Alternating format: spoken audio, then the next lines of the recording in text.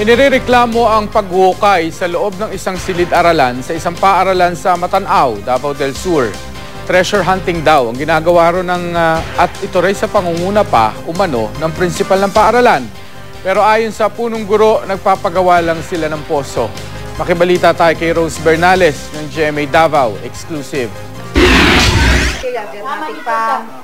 Nasa 15 hanggang 20 talampakan na ang lalim ng butas na ito sa loob ng isang silid sa Sinawilan Elementary School sa Matanao, Davao del Sur. Inirereklamo ito ng isang residenteng hiniling na huwag siyang pangalanan. Ayon sa kanya, ang prinsipal ng paaralan ang nagpapahukay sa lupa. Sa hitsura ng hukay, mukhang nagte-treasure hunting daw ang punong guro. May hagdanan pa raw ito. Kana mo kung mag-treasure hunting ka sa public school, bawal mo gina siya. Kay government man na siya. Ikinababahala ng mga magulang ang naturang paghuhukay. Baka raw kasi maaksidente ang mga mag-aaral sa hukay. Mariing pinabulaanan ng prinsipal ang paratang na naghuhukay siya para makahanap ng kayamanan.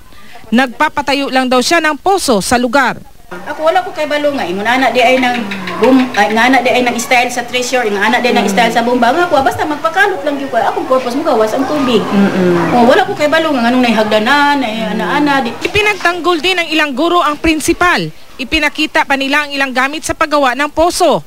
Mga first and second week of June, naguba ang adra ng mga tubig tungod sa baha dito sa bukid. Pero kinukwestiyon ng mga magulang kung bakit sa loob ng silid naghuhukay. Sagot naman ng prinsipal, nasabi lang sa kanya na dati nang may poso sa lugar bago pa ipatayo ang silid, kaya tiyak daw na may tubig sa lupa roon. Wala rin daw dapat ipangamba ang mga magulang. Lagi naman daw kasing sarado ang silid. Inaalam naman daw ng lokal na pamahalaan ng Matanao kung dumaan sa tamang proseso ang operasyon ng paghuhukay sa paaralan.